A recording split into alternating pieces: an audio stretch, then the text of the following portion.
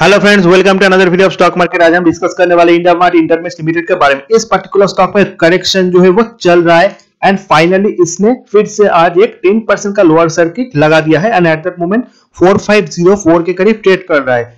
इस particular stock में जो करेक्शन है वो रुकने का नाम नहीं ले रहा है। 50 पे एक साइड देखिए 9950, वहां से स्टॉक आधे से भी नीचे आ गया है। इस स्टॉक में एवरी डे एक लोअर सर्किट हिट कर रहा है एंड इसके पीछे जो मेन रीजन है वो है जितने भी इस तरह के कंपनी है लाइक इंडिया मार्ट इंटरमेश के जो पीयर्स है उसमें इन्फोसिस, जोमैटो, इन सारे कंपनीज का नाम आता है। सारे कंपनीज में हम अच्छा खासा करेक्शन देख रहे हैं, but there is a limit for everything. अगर कोई स्टॉक एक लो से इतना बढ़ सकता है after a long term high वहां से नीचे आ सकता है। सो एक टाइम होगा जहां पे इसका बॉटम बनेगा। मैंने लास्ट वीक ही आपको बोला था कि 5000 के लेवल अगर ये ब्रेक करता तो नीचे सीधा 4000 तक ये जा सकता है, बट वहां पे मुझे लगता है ये स्टॉक एक सपोर्ट ले सकता है क्योंकि there is a limit for everything.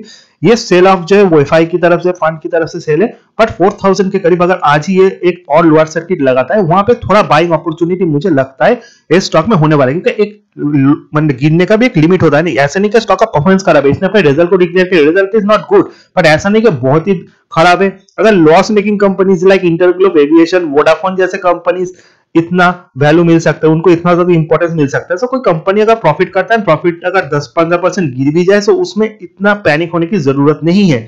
अगर हम इस कंपनी के बारे में और इंपॉर्टेंट चीजों को देखें, इसका प्राइस टू अर्निंग रेशियो 46.51 हो गया, market cap 13,767। I am not telling you to buy that level. अगर आज ये 10% और नीचे गिरता है, 4000 का करीब आता है, so definitely there will be opportunity, but stick stop loss के साथ आपको ट्रेड करना है। आपको हमेशा स्टॉक को ट्रेड करना है विद स्टॉप लॉस ऑफ 2-3%, उससे ज्यादा नहीं, क्योंकि 4000 के नीचे अगर आता है तो फिर से ये 3500 या 6000 तक जा सकता है। आई होप कि यहाँ पे थोड़ा रुके क्योंकि ये स्टॉक हाईली ओवर सोल्ड है।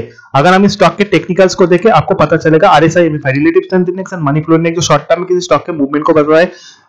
70 को स्टॉक ओवरबॉट होता है, 30 के नीचे ओवरसोल्ड। आरएसआई में इसका स्कोर है 17.2 एंड एमएफआई में 23.4, यानी हाई ये स्टॉक ओवरसोल्ड एंड किसी भी रेंज से बाउंस बैक दिखा सकता है। अगर बाउंस बैक ये दिखाएगा सो नीचे से एटलीस्ट 10-20% ही ऊपर की तरफ जाएगा। सो अगर 4000 में ये रुकता है तो यहां से सीधा 5000 तक जा सकता है in short covering and with some new buying. इस चीज को आपको ध्यान पे रखना है। So definitely downside are restricted. So 4000 के करीब आपको एक रिस्क लेना चाहिए with a stop loss of 2-3% according to risk potential.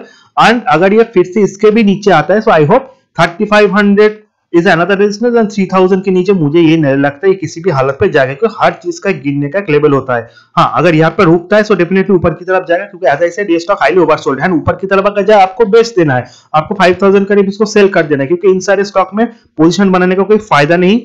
अगर आपको ट्रेडिंग पर्पज से काम करना है तो definitely overbought and oversold zone के करीब आपको profit booking and new buying करना चाहिए। एंड अगर बहुत ऊपर चला जाए तो देन आप फिर से शॉर्ट कर सकते हो, but each and every level आपको स्टिक स्टॉप लॉस के साथ कम करना पड़ेगा क्योंकि जिस तरह का इसका गिरावट है बहुत ही खतरनाक तरीके से स्टॉक गिर रहा है। अगर हम 1 वीक का इसका रिटर्न देखें 30% नेगेटिव रिटर्न दिया, 6500 से 4500। One of my favourite stock देखना है, बट जिस तरह से सारे पीयर्स में गिरावट है सो इस स्टॉक में भी इसका साइड इफेक्ट हम देख रहे हैं। इन्फोसिस का भी रिजल्ट है, उसके बाद भी मार्केट को थोड़ा रिएक्शन देना पड़ेगा। So that is the thing. Each and every month हम करेक्शन देख सकते हैं। अगर 3 मंथ का लोअर देखें सो 8000 से 4500 ये गिर चुका है। सो डेफिनेटली अगर आज फिर से ये स्टॉक नीचे की तरफ जाता है वहां पे एक बाइंग अपॉर्चुनिटी होता है। आई एम नॉट टेलिंग यू कि बाउंस बैक में आप बाई कीजिए, कुछ नहीं कीजिए। अगर गिरता है देन ओनली 4000 करीब एक अपॉर्चुनिटी हो सकता है। इस चीज को आपको ध्यान पे रखना है क्योंकि वहां पे जाके ये स्टॉक हाईली ओवरसोल्ड हो जाएगा।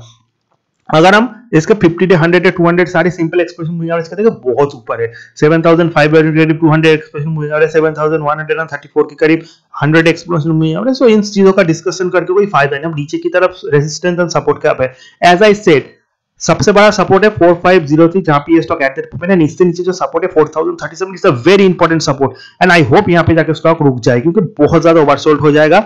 एमएफआई में भी ये 15 के करीब आ जाएगा, आरएसआई में तो ऑलरेडी 20 के नीचे, ये और भी नीचे आ सकता है। वहां से एक बाउंस बैक हम देखेंगे। इस तरह के स्टॉक जब बाउंस बैक देते हैं मिनिमम 15-20% यहां से ऊपर की तरफ जाएगा, 5000 तक एक रेजिस्टेंस बन जाएगा। तो जब भी 5000 करीब आपको सेल ऑफ करके अपना प्रॉफिट को बुक करना है एंड 4000 के करीब रिस्क रिवॉर्ड रेशियो बहुत अच्छा है इस पर्टिकुलर स्टॉक के लिए। अगर हम इसका फंडामेंटल्स देखें इसके पीयर्स के साथ कंपेयर करें तो एज आई सेड पीयर्स में जितने भी ई कॉमर्स बेस्ड कंपनीज है उसमें जोमैटो हो गया, इन्फोसिस हो गया, सारे स्टॉक में हमने अच्छा खासा गिरावट देखा। इन्फोसिस भी लगातार गिरा है, जोमैटो भी अपने हाई से बहुत गिर चुका है, ऑलमोस्ट आधा। And India mart Intermesh company जिसने अपनी 50 हाई से ऑलमोस्ट हाफ हो चुका है। इन चीज के ऊपर आपको ध्यान रखना है, but it's a profit making company, इसका प्राइस टू अर्निंग रेशियो फिर भी जस्टिफाइड होता है।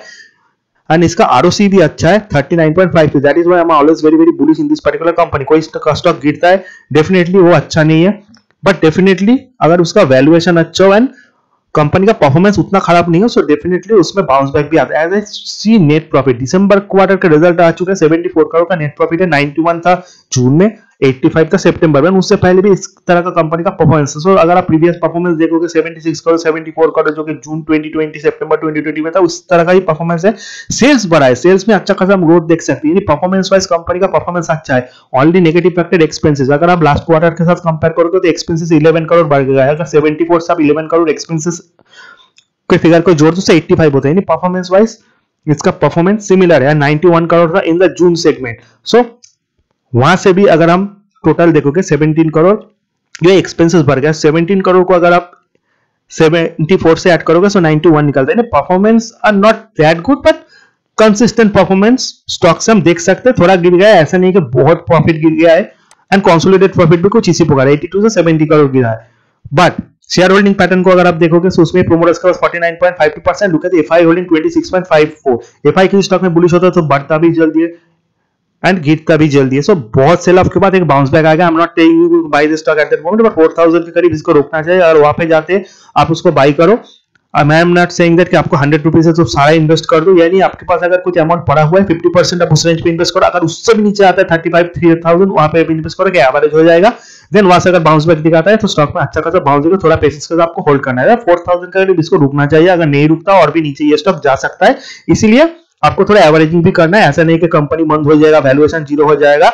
आई होप के यहाँ पे भी रुक जाए या फिर 4,000 यहाँ पे रुक जाए तो ऊपर की तरफ इसे 5,000 कॉस्ट कट में इसको पसीना आएगा. 4,000 से बाउंस बैक दिखाता है तो 5,000 तक ये स्टॉक जा सकता है एंड वहां पे आपको एक अच्छा खासा प्रॉफिट भी मिलेगा. कोई रिस्क क्वार्ट रेशियो बहुत ही फेवरेबल है.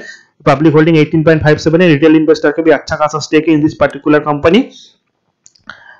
And most important thing, profit घटा है, बहुत नहीं घटा है. बहुत सारे वाहियात कंपनी है जो लॉस मेकिंग है, उनको इतना वैल्यूएशन मिलता है, तो इस कंपनी को क्यों नहीं है. परफॉर्मेंस थोड़ा खराब हुआ है quarter on quarter, but we hope के आने वाले टाइम में कंपनी का परफॉर्मेंस बढ़े, क्योंकि कंपनी का मैनेजमेंट भी इसके ऊपर डेफिनेटली फोकस कर रहा है. इतना गिरने के बाद ओवरसोल्ड है, सो शॉर्ट टर्म में टेक्निकली भी इसमें एक बाउंस बैक बनता है. आई एम सेइंग 4000 करीब फिर से अगर आए तो वहां पे आपको स्टॉक में थोड़ा पोजीशन क्रिएट करना है. वीडियो इन्फॉर्मेटिव अच्छा लगा, चैनल को लाइक सब्सक्राइब शेयर करना मत भूलिए. See you in the next video. Till then good bye.